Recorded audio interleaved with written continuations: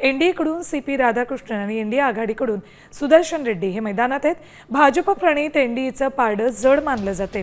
आजच्या मतदानाची आज इंडिया आघाडीनं आपल्या खासदारांची रंगीत तालीम करून घेतली. या निवडणुकीनंतर देशात राजकीय समीकरण बदलण्याची शक्यता व्यक्त केली जाते.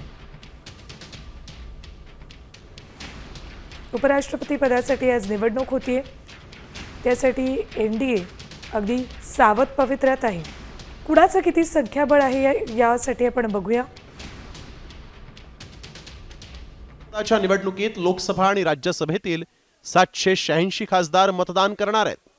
त्यात भाजपचे राज्यसभा आणि लोकसभेत 340 खासदार आहेत. त्यात एनडीएच्या खासदारांची भर पडल्यास ही संख्या 430 इतकी होते. तर दुसरीकडे इंडिया आघाडीचे 313 खासदार आहेत. तर आपचे 12 खासदारही आहेत. यासोबतच तटस्थ मतं इंडिया आघाडीकडे वळल्यास आघाडीचं संख्याबळ 356 इतकं होतं. या निवडणुकीत आंध्र प्रदेशातील YSR काँग्रेसचे 11, तेलुगू देसम पक्षाचे 18, भारत राष्ट्र समितीचे 3 खासदार आहेत. तर MIMचा 1 खासदारही आहे. ही मतं प्रादेशिक अस्मितेच्या मुद्द्यावर इंडिया आघाडीकडे वळल्यास संख्याबळ 390 पर्यंत वर जात आहे. आता isakal.com आहे देशातील नंबर 1 ची मराठी न्यूज वेबसाईट.